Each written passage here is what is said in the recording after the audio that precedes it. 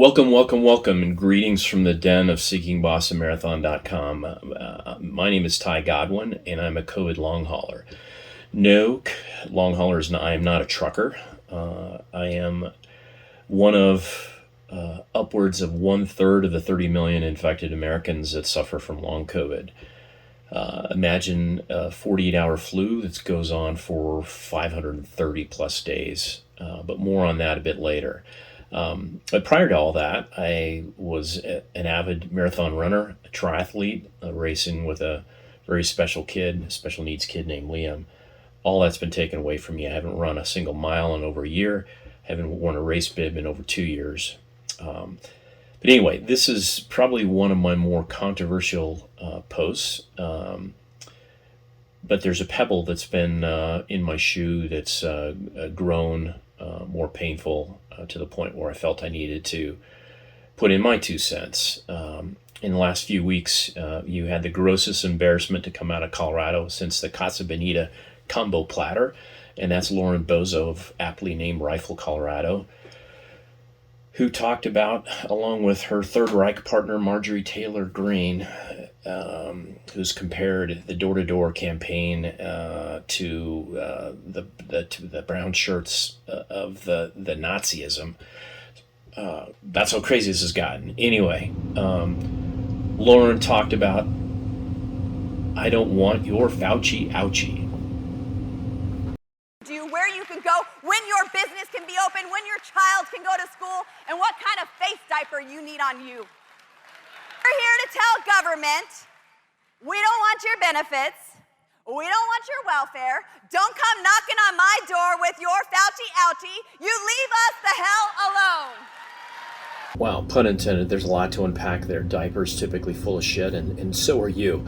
I'm not going to make fun of Lauren Bozo and her GED background. Props to anybody that goes out and gets their GED. But your first job after getting that certificate should be the House of Representatives. And I sure as hell ain't going to take my medical advice from Insurrection Barbie. Vilifying St. Fauci, or a man who has dedicated his life to fighting disease, fighting pandemics, his motivations are noble, and we vilified it in this country. And that all goes back to learned behavior that starts at the top. I learned how to cuss from my grandpa Lyle playing cards. My daughter subsequently knows how to place an appropriate F-bomb. These people have all learned this behavior from Spray Tan 45. And we all know the history. It started from, it'll go to one case and it'll be gone by Easter. To mocking masks, and look at the size of Joe Biden's mask, and look how ridiculous it is. You reporter, take off your mask, I can't hear you. This is mocking a piece of fabric that was recommended to help stop the spread of a disease, and that's continued with a vaccination. When AIDS first hit the planet, people weren't debating the use of a condom because it was intended to save lives. The vaccine, the mask, these are both intended to save lives. So we know how we got here. That's following a false prophet, and it aligns to the political alignment in the country. If you look at the red and blue states and the governors and the messaging and the policy that's been administered in those states, it's got a direct correlation to infection rates. So if you look at Massachusetts and Maine and the upper Northeast, you see vaccination rates in the 62 to 60% range. Props to you, but you look at the 7-day case average, and it's extremely low. Whereas you look at the southern belt of the country, with characters like Ron DeSantis in Florida, Louisiana, Alabama, Arkansas, they've got the country's lowest vaccination rates in the 33 to 37% range, and you could see where the infection rates, there's a direct correlation. In fact, Florida, in the last week, they've said that 20% of the new cases are coming out of Florida. Not a big shocker. Speaking of Alabama, Brittany Cobia, who's a frontline doctor at Grandview Medical Center in Birmingham, shared an emotional Facebook post where she's got families and patients who are getting ready to be intubated that beg for the vaccine. And obviously she's got to hold their hand and tell them it's too late for that. Since the Fauci-ouchie comment, there's been a tsunami of conservatives that have changed their tune, from Fox News death advice ministers Hannity and Fucker Carlson. And the last week, the queen of deadly policy and advice, Governor Kay Ivey of Alabama, did a complete 180. Why do I say she did a 180? Well, she's the first governor to drop the mask mandate. She banned vaccine passports, banned vaccine requirements for schools and universities, and now she's got the gall to actually blame her constituents. 100% of the new hospitalizations are with unvaccinated folks, and the deaths are certainly occurring with unvaccinated folks. These folks are choosing a horrible lifestyle of self-inflicted pain. Besides, this emotional plea you just gave us, what is it going to take to get people to get shots in arms? I don't know, you tell me. Folks supposed to have common sense. But it's time to start blaming the unvaccinated folks, not the regular folks. It's the unvaccinated folks that are letting us down. Well said, Kate. People are supposed to have common sense, including governors. The other correlation is that somehow tanning bed dictator somehow equals God, and the evangelicals listen to everything the Orange Prophet says. The guy never stepped foot in a church a day in his life. And they somehow skip over the fact that he got COVID, his whole family's vaccinated, but God, somewhere in the Bible, I can't find it, told them not to get vaccinated, not to wear a mask, and they should fight like hell not to. This is from a guy who looks awkward even holding a Bible and can't even recite his favorite Bible verse. Okay. You mentioned the Bible. You've been talking about how it's your favorite book. And you said, I think last night in Iowa, some people are surprised that you say that.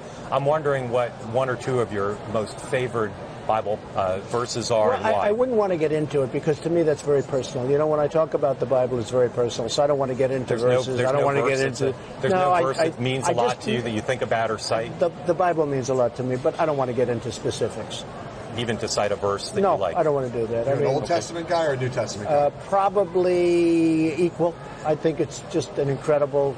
The whole Bible is an incredible... I joke very much so. They always hold up the Art of the Deal. I say my second favorite book of all time. But I just think the Bible is just something very special. Come on, man. Even I can recite John 3:16 from church camp as a kid. Point is, there's about 41 million white evangelicals in the United States, and in February, about 45% of them said they have no plans to get vaccinated. Point is, you're following a false prophet who's doling out deadly advice. Along the way, this false prophet dismissed credible organizations like WHO, the World Health Organization, and NIH, but promoted Frontline Doctors of America, who were the ones spinning up this take hydroxychloroquine advice. Follow the money. I think somewhere somebody owns some stock in that. But anyway, no medical organization in the world has said that hydroxychloroquine is an effective treatment.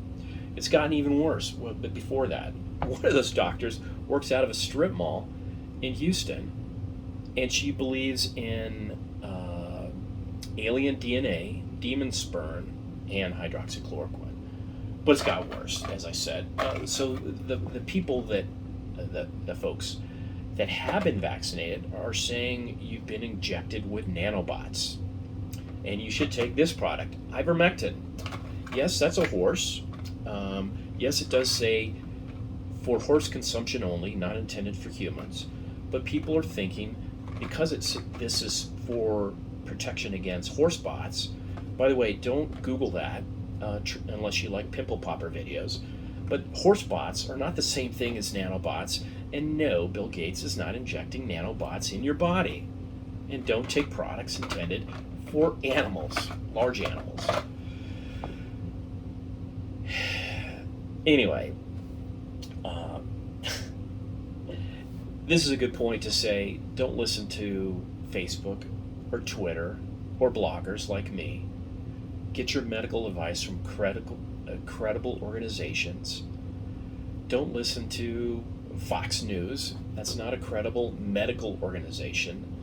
because you don't want what I have. Along my 500 and plus day journey, I had 100 degree fever for 100 straight days. I've got neurological issues now where it feels like I've got organs cooking inside my chest. I now have spasms in my chest every night that literally shake the bed. Every day I wake up with what feels like having the flu, where the average person would call in sick.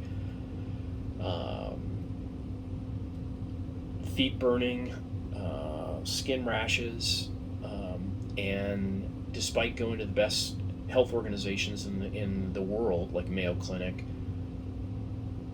if anything, I'm worse, not better, than I was 6 months ago. Financially, this could be devastating. My short-term disability ended. I still have a kid in college. I've got a mortgage.